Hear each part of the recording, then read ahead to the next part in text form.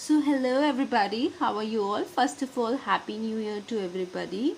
This is Cheers to 2022. So, we have entered into 2022, and this is my, according to 2022, this is my term 2 second video related to NPOs. So, here this child is actually very worried where to treat these items of NPO. So let's make it some easier for you so that you can very easily visualize the things. So this is like there are various items you can see, and we'll discuss one by one its treatment along with their meaning. So what is entrance fees or admission fees? Now you can see that entrance fees or admission fees is paid by the person who becomes a member of the NPO. मतलब जो member बनेगा NPO का उसको एक entrance fees या उसको एक admission फ़ी देना पड़ता है। और इसको कहाँ ट्रीट करते हैं? दो हमारे पास होते हैं, एक हमारे पास होता है इनकम एंड एक्सपेंडिचर अकाउंट, और एक होता है हमारे पास जो एनपीओज बनाते हैं वो होते हैं receipts and payment account. This receipts and payment account is very much like a cash book या कैश अकाउंट की तरह भी हम उसको ट्रीट कर लेते हैं, या कैश बुक अकाउंट की तरह। ठीक है, तो ये जो है हमारी एक रेवेन्यू रिसिप्ट है, मतलब ये आती रहती है, मेंबर्स आते रहते हैं, रेवेन्यू रिसिप्ट्स पे करते रहते हैं। तो जो हमारी रेवेन्यू रिसिप्ट है वो हमारी क्या हो गई? इनकम हो गई। तो ये हमारी कहाँ जाएगी? इनकम एंड एक्सपेंडिचर अकाउंट में। ठीक है, हमारी इनकम एंड एक्सपेंडिचर अकाउंट में जाएगी क्रेडिट साइड, और रिसिप्ट्स तो हमारी है ही हैं, तो रिसिप्ट एंड पेमेंट में तो रिसिप्ट साइड पे आ जाएगी।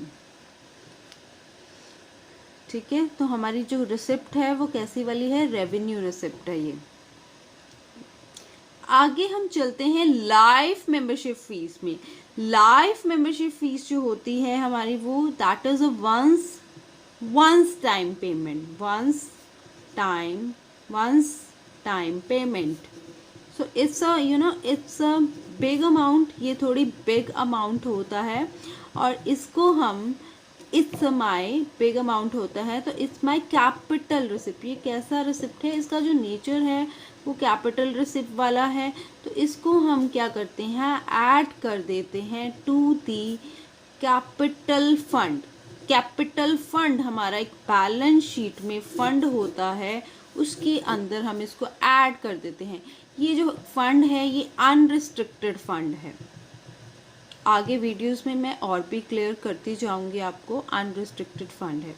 उसके बाद कैपिटल रिसिप्ट है, तो कहाँ जाएगा? कैपिटल फंड के अंदर, और ये हमारा इनकम एंड एक्सपेंडिचर में नहीं आता।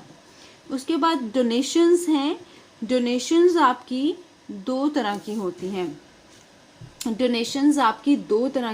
हैं। वन इज जनरल, एक होती हैं आपकी जनरल, एक होती हैं आपकी स्पेसिफिक। जो जनरल तो डोनर बोल गया कि भाई कुछ नहीं बोल कर गया, nothing has specified by the donor. और स्पेसिफिक में तो डोनर बोल गया भाई इसको इस पर्पस के लिए यूज़ करना, इसको पूल बनाने के लिए यूज़ करना, इसको इस पर्पस के लिए यूज़ करना, इसको बिल्डिंग बनाने के लिए यूज़ करना। तो जनरल डोनेशंस तो हमारी इनकम एंड एक्सपेंडिचर का पार्ट बनती हैं, क्योंकि ये हमारी क्या है? रेवेन्यू रिसिप्ट्स हैं। और स्पेसिफिक डोनेशंस तुम्हारी कैपिटल रिसिप्ट हैं, और कैपिटल रिसिप्ट आपको पता ही है कहाँ जाती हैं। एक तो रिसिप्ट एंड पेमेंट अकाउंट में, दूसरा हमारी बैलेंस शीट की आइटम है। उसके बाद लिगेसी कहाँ जाएगी? लिगेसी होती क्या है? लिगेसी क्या होती है? लिगेसी इज अमाउंट मतलब given by the disease person to the NGO under his will. उसने विल में डिसीज पर्सन ने बोल दिया है कि मेरे मरने के बाद ये पैसा इस NGO में चला जाएगा। तो लिगेसी एक डिसीज पर्सन जो है अंडर विल वो डोनेट कर गया है, अंडर हिज विल डोनेटेड। अब जो लकेसी है डोनेट कर गया है डोनर, अब जो डोनर है वो स्पेसिफाई, वो जनरल डोनेट भी कर सकता है और स्पेसिफिक डोनेट भी कर सकता है, ये उसके ऊपर डिपेंड करता है। अगर उसने कुछ मेंशन नहीं करा इट्स अ जनरल डोनेशन, अगर वो मेंशन कर गया है तो it's a specific, it's a very specific donation बन जाएगा वो हमारा। तो अब मुझे लेगेसी कैसे ट्रीट करनी है, unless if nothing, you have to see if nothing is mentioned in question। बच्चों सुन लो अच्छे से, if nothing is mentioned in question so you have to treat it as capital receipt। आपको क्या मानना है, उसको कैपिटल मान लेना है। मोस्टली ऐसे ही होता है, कोई कोई क्वेश्चन हो सकता है जिसमें आप जनरल मान लो, अगर कुछ नहीं लिखा क्वेश्चन में होता तो ऐसे ही है जनरल और स्पेसिफिक, बट क्वेश्चंस में मैंने सारे क्वेश्चंस में ऑब्जर्व किया है कि उसको कैपिटल रिसिप्ट ही मान रहे हैं। ठीक है, आगे हम चलेंगे। तो कैपिटल रिसिप्ट आपको पता है कहाँ है, बैलेंस शीट की आइटम है। आगे स्पोर्ट्स मटेरियल। अब स्पोर्ट्स मटेरियल तो एक तो जो क्लोजिंग स्टॉक है स्पोर्ट्स मटेरियल का, वो तो आपका क्या है, एसेट, और वो कहाँ जाएगा, asset side of balance sheet में। दूसरा, आप जब कंज्यूम्ड निकालते हैं तो कैसे निकालते हैं, कंज्यूम्ड के लिए आपके पास स्पेसिफिक एक फॉर्मूला रहता है, opening stock of sports material. किसका ओपनिंग स्टॉक, ऑब्वियसली जिसका स्टॉक निकाल रहे हैं कंज्यूम, उसका opening stock plus purchases during the year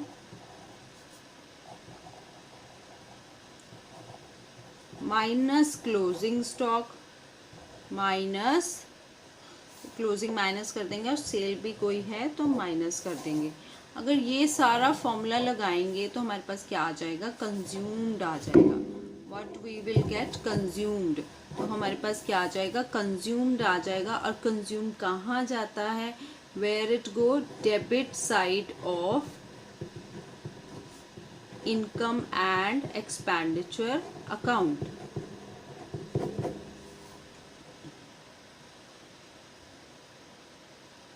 ठीक है, debit side of income and expenditure account. तो लिगेसी कहाँ जानी थी, कौन सी साइड पे जाएगी, लायबिलिटी साइड पे। ठीक है, अब ये जाएगा debit side of income and expenditure account, consume. So कैसे लिख देंगे, टू स्पोर्ट्स मटेरियल कंज्यूम्ड। उसके बाद ऑनरेरियम, एक गेस्ट को, एक गेस्ट मैंने बुलाया लेक्चर देने के लिए, स्पेशल कोई लेक्चर था। I have invited a guest and paid something in gratitude, thank you बोलने के लिए कि थैंक यू आप आए, आपने इतना अच्छा लेक्चर दिया, आपके आने से एक स्पेशल फील भी आया कॉलेज में, एक बच्चों को बहुत अच्छा लगा। तो it's paid something in gratitude, you are thank you are giving a thanks. So giving thanks to someone by paying him, payment है हमारी, this is a payment. So payments are taken on the expenditure side of income and expenditure account।